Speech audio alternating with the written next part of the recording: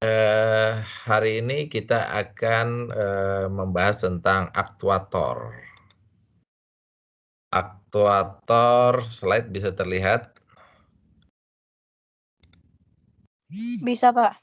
Iya. Aktuator yang biasa dipakai di industri ya, aktuator di industri. Ya, kalian diharapkan mengerti mengenai berbagai macam aktuator. Selain sensor minggu lalu, sekarang hari ini aktuator. Kita akan fokus kepada motor dan aktuator yang sifatnya hidrolik dan pneumatik. Jadi 3 kelompok besar aktuator di industri itu ada motor listrik, baik DC maupun AC, kemudian yang kerjanya berdasarkan hidrolik, dan yang pneumatik. Hidrolik itu berarti bekerja dengan oli bertekanan, pneumatik itu udara bertekanan ya. Nanti kita lihat pembahasannya. Baik, aktuator merupakan suatu alat yang merubah suatu energi menjadi output gerakan. Jadi dia mengaktualkan, merubah menjadi gerakan. Energinya bisa elektrikal, bisa fluida, fluidanya udara maupun yang berminyak, kemudian chemical, kimia, mechanical, dan thermal. Tentu saja di industri kebanyakan kita menggunakan sumber energi listrik. Sumber energi listrik, walaupun thermal, mekanikal juga ada, seperti misalnya mesin uap. Nah, cuman itu udah lama ditinggal, tapi masih tetap ada turbin uap, turbin gas seperti itu ya.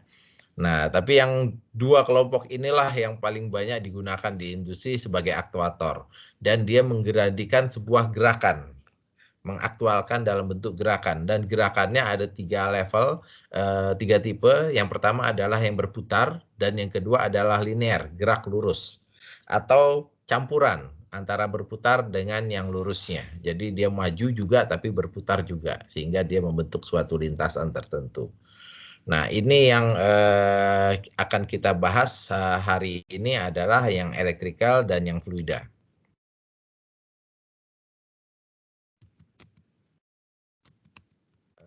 Sebentar.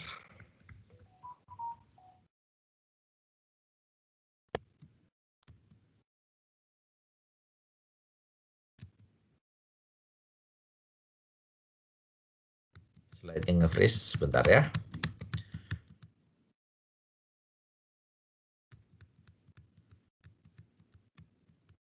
Penggerak yang lain apa? Kalau mekanikal itu kayak penggerak turbin air. Nah, itu kan mekanik juga tuh. Kalau chemical menggunakan reaksi kimia, bentuk energinya sebenarnya baterai juga termasuk elektrokimia, cuman kita udah bisa mengelompokkan sebagai elektrikal. Apakah kalian masih mendengar saya? Masih, Pak. Masih, Pak. Masih, Pak. Masih, Pak. Masih, Pak. Ada, Pak. Oke, saya kira saya berhenti dulu, saya ulang lagi. Oke. Ya, jadi ada 3 kelompok yang besar, yaitu elektrikal. Tentu saja kalau motor listrik kita perlu adanya motor drivernya juga, sesuai dengan jenis motornya. Motor itu tidak hanya berputar, tapi juga dia bisa memberikan gerakan maju atau mundur. Ya, tentu saja seperti conveyor itu berarti maju, atau digunakan sebuah silinder yang pilin, sehingga dia bisa diputar dan maju atau mundur sesuai dengan fungsinya. Jadi dia bisa bergerak linear juga untuk motor ya. Power dari fluida itu hidrolik dan pneumatik, tentu masing-masing ada drivernya. Kemudian yang thermal itu seperti misalnya mesin bakar, jadi yang berbahan bakar bensin, solar, nah itu termasuk combustion motor. Kemudian ada turbin gas, turbin uap. Nah, ini termasuk dari thermal. Jadi sesuatu yang dibakarkan. Bahan bakarnya bisa berupa gas atau batu bara. Batu bara bisa menjadi bahan bakar untuk thermal. Tapi kita akan fokus ke dua kelompok yang di atas ini karena lebih banyak digunakan di industri modern. Ini contoh untuk motor. Motor itu ada dua tentu saja, tergantung dari supply-nya DC dan AC. Kalau DC motor kita banyak mengenal sebagai DC linear motor, kemudian stepper servo motor atau stepper motor. Kalau linear motor berarti dia mengatur kecepatan putaran, jadi berputar terus, jadi continuous, putarannya continuous. Kemudian yang dikendalikan adalah kecepatan putaran dan torsinya. Bukan posisi berhentinya di mana. Kalau stepper motor atau servo motor itu untuk mengendalikan posisi. Jadi kalau udah disebutin ini servo motor, berarti sebenarnya dia peruntukannya bisa untuk mengendalikan posisi, bukan mengendalikan kecepatan putaran. Walaupun dia untuk servo motor dia bisa berputar secara continuous terus-menerus seperti motor DC biasa. Nah, kalau motor stepper emang dia punya step-step, setiap langkahnya punya sekian derajat. Jadi akurasi berhentinya lebih presisi untuk motor stepper. Kalau motor DC yang servo itu berhentinya sesuai dengan feedbacknya. Jadi kalau kita kasih encoder, maka berhentinya di mana sesuai dengan feedback dari encoder. Nah, kalau prinsip kerjanya sama saja, cuman saya tidak akan bahas detail di sini karena dibahas di mata kuliah lain mungkin di aktuator atau di robotik. Jadi secara umum memang motor akan berputar apabila terjadi gaya Lorentz, di mana gaya Lorentz itu F sama dengan BIL. B adalah medan magnet, berarti dia perlu magnet, kuat medan magnet, berarti ada magnet permanen atau magnet yang dihasilkan oleh arus listrik. Kemudian arus yang mengalir di dalam konduktor, di dalam medan magnet tersebut, di sepanjang L dan dikalikan N sesuai jumlah lilitan, maka akan keluar F, gaya Lorentz. Nah, dengan adanya posisi jarak dari pusat F kali R, maka muncullah torsi. Jadi torsi inilah yang menghasilkan momen putar, yang arahnya berputar dan dia akan berputar terus sesuai dengan drivernya. Tentu saja kecepatan putarannya tergantung dari kuat medan magnet dan arus yang mengalir di dalamnya. Dengan demikian kita bisa mengendalikan kecepatan putaran motor dan kekuatan torsi. Nah, untuk motor DC, medan magnet dan kumparan magnet dan kumparan jangkarnya, istilahnya jangkar ya, ada kumparan magnet, ada kumparan jangkar. Nah, jangkar itu yang arus I tadi, kumparan magnet yang menghasilkan B, itu bisa dipisah.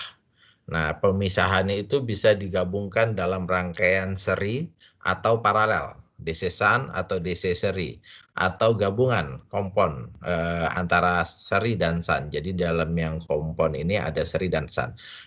Kelebihannya untuk speed regulasinya di DC series lebih bagus, kalau DC shunt itu pengaturannya agak sulit. Kemudian torsi awal ini penting, kenapa? Karena kalau kita menggerakkan sesuatu dari posisi diam, itu perlu torsi yang lebih besar. Jadi misalnya Anda mendorong mobil itu akan mulai bergerak, perlu torsi yang lebih besar, tapi kalau sudah jalan mobilnya, bergelinding, maka dia akan lebih ringan dorongnya. Nah, itu dikatakan torsi awal. Torsi awal ini memang biasanya besar. Kalau DC series menghasilkan torsi awal yang besar, tapi DC shunt medium. Nah, ini aplikasinya macam-macam, bahkan di kereta api juga menggunakan motor DC. Nah, kalau motor AC itu ada dua tipe, yang satu motor induksi, dan yang satu lagi sinkronos, induksi atau asinkronos. Nah, kalau induksi cirinya kalau kalian bedah di dalamnya itu kumparan jangkarnya berupa silinder yang pejal, artinya sudah solid, tidak berupa kumparan lagi.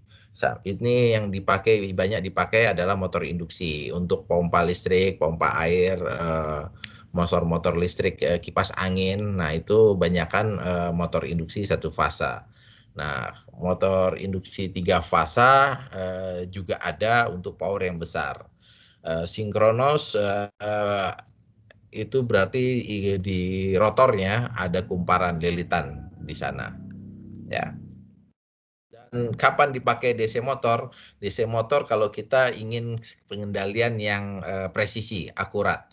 Artinya kalau kita mengendalikan kecepatan putaran, kemudian posisi berhentinya, tergantung dari fungsinya.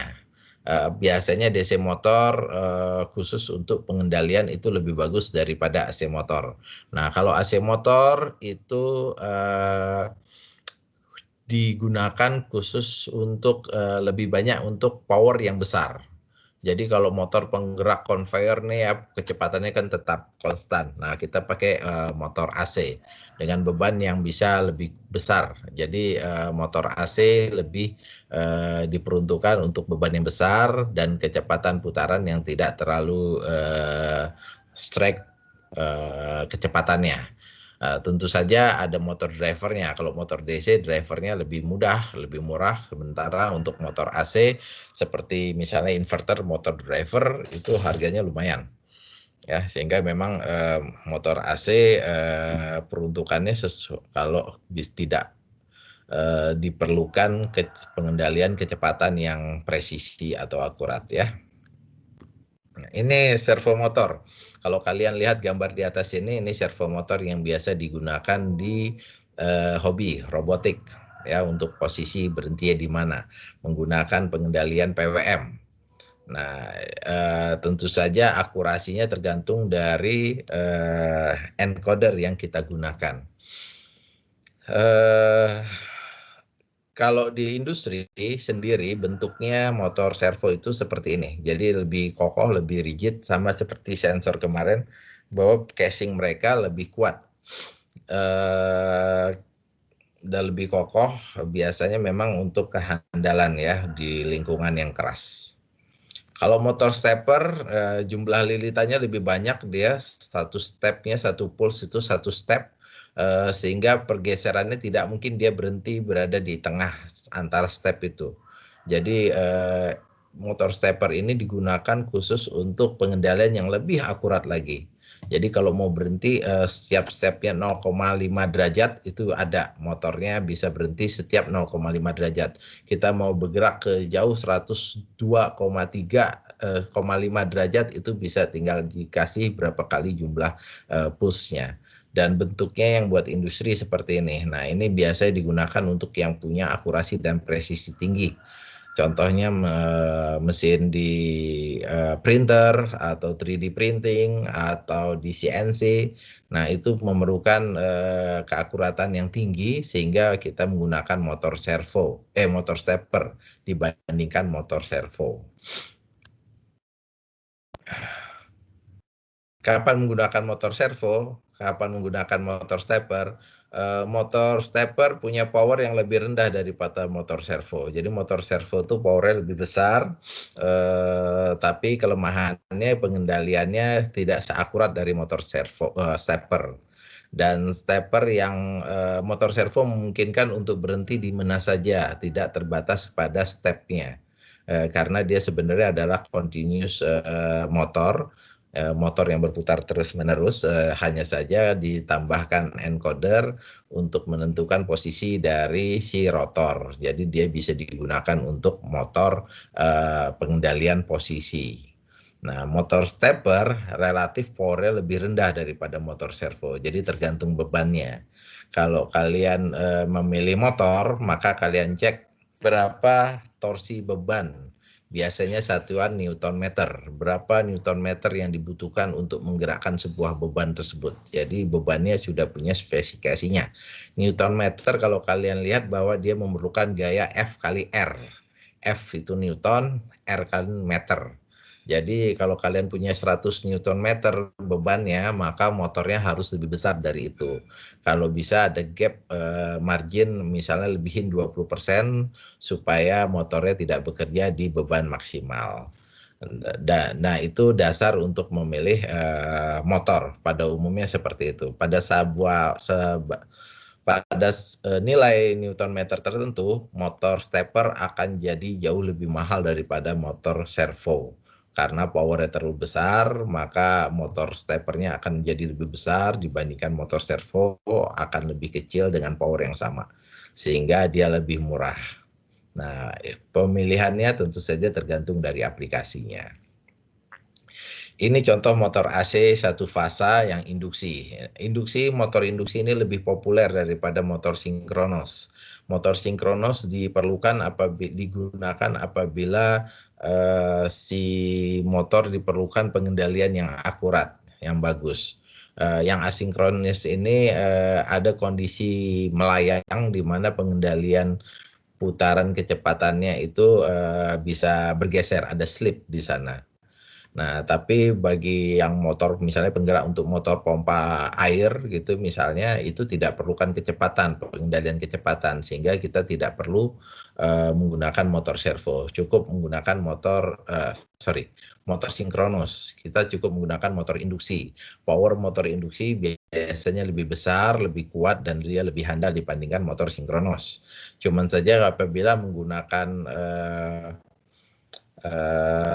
pengendalian yang dibutuhkan, maka kita membutuhkan inverter motor driver yang harganya lumayan ya karena di dalamnya ada inverter. Ini batasan untuk 3 fasa, satu fasa biasanya sampai 3 kW, yang 3 fasa di atas 1,5 kW. Artinya kalau nilainya 5 kW udah pasti menggunakan motor 3 fasa. Sekali lagi sama, beban dari si motor adalah beban mekanik dan beban mekanik biasanya kalian dapatkan dalam bentuk Newton meter atau horsepower. Nah, itu akan menentukan berapa power output dari motor yang harus kalian pilih. Ingat bahwa spesifikasi teknis dari sebuah motor kalau disebutkan sekian watt itu bukan berarti inputnya tapi outputnya. Kalau ada motor 1 horsepower maka dia adalah informasi outputnya. Inputnya nilainya bisa lebih besar tergantung dari efisiensinya. Pada saat beban maksimal tentu saja ya efisiensinya maka powernya akan lebih besar. Tapi kalau bebannya lebih kecil, maka otomatis dia tidak akan menyerap sesuai dengan nominal misalnya 1,5 kilowatt. Jadi 1,5 kilowatt itu adalah nominal kerja dia. Bebannya sebaiknya tidak lebih dari itu atau sebaiknya 80% dari nilai nominal dia supaya si motor tidak mengalami beban maksimal. Ini jumlah pasangan dari kumparan polnya untuk utara dan selatannya. Ya, jadi lilitannya bisa ada 2 pasang, ada sekian pasang gitu ya, 6 pasang sehingga ada banyak lilitan di dalamnya. Kebanyakan memang jumlah lilitan tidak hanya sepasang tapi ada banyak pasangan di dalamnya tergantung dari ngedesainnya. Mau berapa kecepatannya. Kecepatannya biasanya kelipatan dari 50 Hz. Jadi perkalian dari 50 Hz karena dia mengatur kecepatannya menggunakan perubahan polaritas dari sinusoida satuan utamanya yaitu 50 Hz itu. Jadi biasanya 1000 RPM, 1500 RPM, jadi memang kelipatan. Tapi angka sebenarnya untuk induksi tidak sama, walaupun tertulis 1500 RPM, dia biasanya lebih kecil sedikit dari 1500 RPM, kecuali kalau kita memainkan frekuensinya. Untuk itu diperlukan sebuah inverter yang bisa mengendalikan putaran. Jadi untuk mengendalikan putaran si motor induksi atau sinkronos juga itu kita mengendalikan 2 hal. Pertama adalah tegangannya, yang kedua adalah frekuensinya. Frekuensi makin tinggi maka kecepatannya akan semakin tinggi. Tegangan semakin tinggi bukan kecepatannya semakin tinggi, tapi powernya, torsinya yang semakin tinggi. Sehingga memang pengendaliannya hanya bisa mengendalikan kecepatannya menggunakan inverter yang mengubah frekuensi. Oke, selanjutnya kita akan masuk ke hidrolik. Hidrolik menggunakan zat cair, biasanya oli. Kenapa oli bukan air? Karena kalau air dia akan karat, sehingga digunakanlah oli. Kalau bisa memang olinya bebas dari air, supaya di dalamnya tidak menghasilkan karat. Dan gesekannya juga semakin halus karena tidak sifat dari oli yang licin.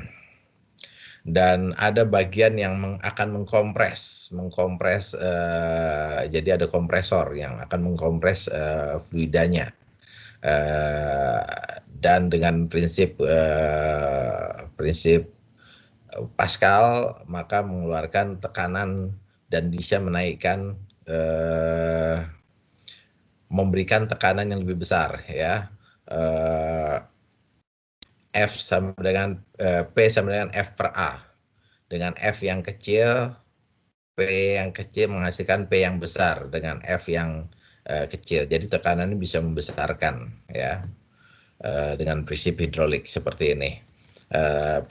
Komponen-komponen utamanya bisa dilihat di sini. Ada power source, biasanya motor listrik yang menggerakkan pompa dari oli. Kemudian ada reservoirnya, dan ini akan disedot, dipompakan dengan tekanan tertentu. Di sini ada pengatur tekanan. Kemudian dia ada pengatur arah aliran minyak olinya. Misalnya kalau di sini sebelah kanan, arah atas, dan yang kanan yang ke bawah, berarti dia masuk ke atas ini, yang masuk ke sini, dan dia akan menekan, berarti menekan ke sana, kemudian yang ada di sini akan kebuang ke bawah dan masuk ke reservoir. Atau posisinya di sebelah kiri, maka dia balik, tekanannya akan masuk ke sana, kemudian menekan sehingga silindernya akan terdorong ke kiri, dan yang ada di kiri akan kebuang dan masuk ke dalam reservoir. Biasanya difilter dulu supaya kotoran-kotoran dari biasanya ada partikel logam di situ akan terfilter dan masuk ke reservoir. Seperti ini. Jadi prinsipnya seperti ini yang dikendalikan. Kalau ini pompa motor listriknya biasanya fix, powernya tetap. Yang dikendalikan adalah di bagian di sini, aktuatornya yang di sini. Ini sebagai drivernya. Bisa manual, bisa juga otomatis. Kalau kita mau konekkan ke PLC, berarti kita pilih yang di sininya adalah yang digerakkan oleh elektrik. Jadi oleh sinyal listrik yang nanti akan dikendalikan oleh PLC. Jadi PLC hanya mengendalikan tuas ini, on off, atau pakai solenoid, dia akan maju mundur, atau pakai motor aktuator lain, motor servo yang lain, sehingga dia akan menggerakkan apakah dia arahnya gerakan ke kiri atau ke kanan sesuai dengan pengendaliannya. Ya, ini gambar skematiknya. Kalian bisa lihat di sini lambang-lambang yang digunakan untuk mewakili dari visual realnya. Ini pembuang tekanan apabila tekanannya melebihi dari 3000 psi, dan ini bisa diatur. Ini supaya tidak jebol. Jadi sistem tekanan di sana tidak jebol, maka diperlukan pembuang tekanan apabila tekanannya terlalu besar, ya. Ini gambar lebih tepatnya. Kita lihat di sini. Ini pompanya. Kemudian di sini ada, ini sebenarnya motor listriknya, kemudian di sini pompanya. Jadi ada dua, ya. Di sini pakai motor listrik, dikoppel, memutar pompa hidrolik. Di sini kasih filter supaya yang masuk sudah bersih. Kemudian masuk ke pressure control valve. Jadi di sini ada mengatur supaya tekanan yang keluar sesuai dengan yang diinginkan. Karena motornya tidak diatur, dia motornya muter biasa saja. Kalau tekanannya sudah cukup tinggi, sudah besar, ini tekanan si pompa, jadi bisa dikendalikan di sini. Kalau tekanannya melebihi yang diizinkan supaya ini tidak jebol, maka ada pembuangannya. Jadi bisa di pelepasan tekanan. Jadi ini dimatikan, kalau lebih masih tekanan dilepaskan. Jadi di sini tekanan di fluidanya tetap sesuai dengan yang diinginkan, sesuai dengan kerja dari sistem yang ada. Kemudian keluar itu difilter dulu supaya ke yang lain tidak merusak, ya. Difilter, kemudian masuk ke kontrol valve-nya. Di sini kontrol valve-nya kelihatan manual, tapi kita bisa kendalikan secara digital. Di sini sebagai aktuator silinder hidrolik. Yang lain ya, ada dua di sini, aktuator yang atas dan aktuator yang bawah. Ya, jadi ini dua pengendalian. Dia dua output ya, bisa mengendalikan aktuator yang atas maju mundur, yang bawah silinder hidrolik sama aja ya, maju mundur juga, atau ke kanan ke kiri tergantung dari si aktuator hidrolik tersebut. Keluar dari sana itu masuk ke cooler pendingin. Karena apa? Karena setelah masuk ke sini biasanya perubahan tekanan menghasilkan temperatur yang panas, dan itu didinginkan kemudian masuk ke tangki reservoirnya. Nah, ilustrasi yang ada di pasaran contoh seperti ini. Di sini ada penggeraknya. Nah, ini penggerak pompanya bukan dari pompa listrik, tapi dari motor bakar berbahan bakar bensin. Kalau yang ini merek Honda, motornya merek Honda, tapi kalau sistem kompresornya merek yang lain. Dan di sini adalah reservoir olinya.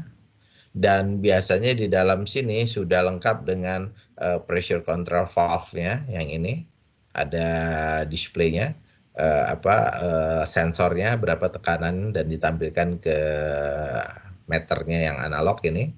Kemudian ada filternya, udah ada filternya di dalam sana, dan ada coolernya. Jadi bagian yang ini nih, dari filter, cooler, satu paket ini adalah satu set kompresor hidrolik. Kalau kalian beli biasanya itu udah satu set, karena itu saling mempengaruhi kinerja keawetan dari sistem di sini. Kalau terlalu banyak partikel logam masuk ke dalam kompresor sini, pompanya, maka pompanya akan rusak karena haus tergores oleh serpian-serpian logam. Sehingga memang yang masuk ke sini harus sudah difilter ke sistem sini, baik yang masuk ataupun yang keluar. Karena pasti di reservoir ini ada serpian-serpian logam yang masuk ke dalam sini terbawa oleh olinya. Dan yang tersambung di luar dari sistem ini adalah di directional control valve-nya. Dan ke kanannya adalah aktuator dan pengendali dari directional control valve. Itu adalah di luar bagian di sini. Kalau ini tekanannya bisa mencapai 8 megapascal.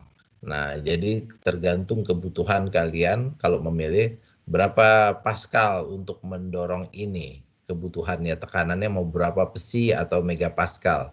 Yang di slide minggu lalu sudah ada tabel untuk konversi psi atau pascal atau kilogram milimeter Hg atau apapun parameter dari sebuah tekanan, dan itu harus bisa di set. Kalian bisa set pressure control valve dan itu bisa membuang atau mematikan pompa. Jadi pompa akan dijaga sekian megapascal sesuai dengan kebutuhan dari aktuator. Tentu saja beban yang besar membutuhkan tekanan yang besar, tapi kalau jumlah silindernya lebih luasan lebih besar, maka menghasilkan gaya dorong yang juga lebih besar, sehingga dengan tekanan yang sama pun gaya dorong dari aktuatornya juga bisa lebih besar, seperti gambar untuk mengangkat mobil seperti ini. Jadi gaya dorongnya F ke angka atasnya bisa lebih besar dengan tekanan yang sama. Baik, itu untuk hidrolik. Selanjutnya untuk pneumatik. Pneumatik hampir sama dengan hidrolik, cuman saja dia menggunakan tekanan udara. Tekanan udara yang dipompa dan dihasilkan udara yang bertekanan tinggi. Ini rangkaian skematiknya, gambar dari kompresor udara. sistem kompresi udara, ini aktuatornya, kemudian ini saluran yang bertekanan dan ada yang tekanan tinggi dan ada tekanan rendahnya, dan ini adalah valve-nya untuk mengendalikan arah arusnya, arah aliran udaranya dari 2 ke atas atau masuk ke 4. Jadi tergantung dari posisinya, sama seperti hidrolik tadi. Nah, ini adalah sumber dari pemberi tekanan. Di situ ada meteringnya, kemudian ada pembuang tekanan udaranya, dan di sini adalah pengendalinya juga, ya, kapan mati, kapan tutup. Nah, kalau yang ini adalah aliran dari powernya. Jadi catuannya ini pakai motor DC 24 volt, kemudian kita bisa lihat saklar, switch, dan relay dan aktuator untuk mengendalikan bagian dari si kompresornya, supaya pada saat tekanannya tercapai maka kompresornya akan padam, motor listriknya mati untuk mengefisiensikan penggunaan listriknya. Ini gambar real ya. Yang beda dengan hidrolik bahwa kompresor karena dia udara, dia tidak perlu reservoir udara. Udaranya ada diambil di sekitarnya, ada filter udara di situ, kemudian ada motor listrik di sini, kemudian dikompres, motor listrik ini menggerakkan kompresor di sini, dan dia mengkompres udara dari luar masuk ke tabung ini. Sampai tekanan tertentu, di sini biasanya ada meternya. Bila tekanan tercapai, maka si motor listriknya akan padam, off, sehingga tekanan di sini terjaga di area sekian psi atau sekian pascal. Kemudian keluar dari sini, di sini ada air dryer. Kita harapkan yang masuk ke sini udaranya sudah kering, tidak lagi mengandung air. Air di sini udara ya, udara dikeringkan.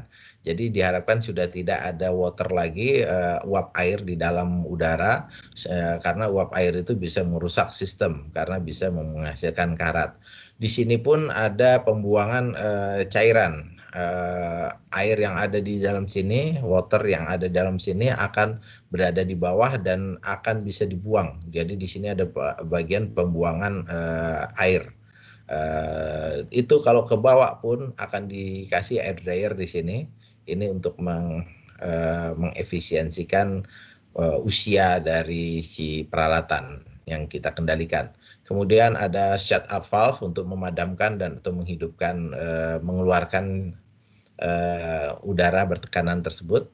Kemudian ada regulator, ini untuk mengendalikan tekanan, ini untuk melindungi. Kalau yang tadi untuk menjaga tekanan di dalam sini berapa, kalau yang ini untuk menjaga tekanan sistem yang bekerja di aktuatornya sesuai dengan yang diinginkan.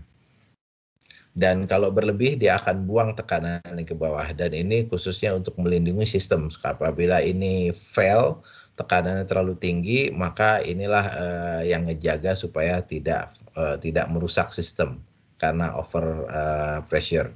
Nah, di sini valve-nya, kalau kalian lihat valve-nya bentuknya kurang lebih seperti ini, yang menentukan arah aliran, apakah ditekan di sini atau ditekan di sini. Nah, ini yang dibuang langsung aja, dia akan ngebuang tergantung dari tekanan lebih tinggi di sini atau di sini. Bila tekanan lebih tinggi di sini, maka di sini akan ada pembuangannya. Bila tekanan lebih tinggi di sini, akan ada di pembuangannya, sehingga bagian tekanan kanan dan kiri akan seimbang sesuai dengan posisi dari si silinder tersebut. Dan ini sekali lagi lah yang dikendalikan oleh PLC. Jadi yang di controller kita akan mengendalikan solenoid valve ini. Di sini kerjanya menggunakan solenoid, berarti menggunakan listrik ke kanan atau ke kiri. Berapa lama ke kanannya, terus berhenti. Ke kanan, berhenti. Kalau udah berhenti, maka dia akan berhenti, ya. Jadi alirannya juga akan dikendalikan oleh solenoid valve ini. Kalau diberhentikan, tidak diberikan aliran kedua ini, di stop ya, maka silinder ini posisinya juga akan stop sesuai dengan yang diinginkan. Demikian presentasi saya tentang aktuator. Kalau ada yang ingin ditanyakan, boleh ditanyakan.